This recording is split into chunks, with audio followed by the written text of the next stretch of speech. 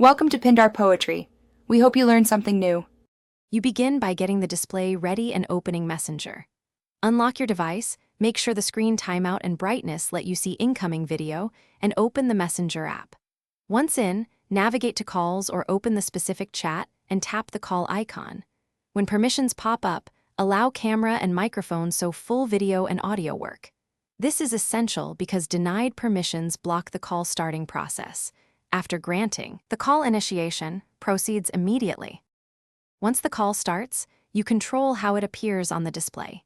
Select video or audio depending on whether you need visuals, and switch between front and rear cameras to show yourself or an object. Make sure to toggle speaker and mute to manage audio. Pin the important participant so their video stays large. If content needs landscape, unlock rotation or lock to landscape for a 16:9 view. These choices determine clarity and focus for everyone on the call. To finish, tap the red End Call button and optionally save any screenshots or notes.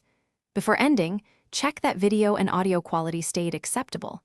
If not, switch from Wi-Fi to cellular or vice versa to improve bandwidth.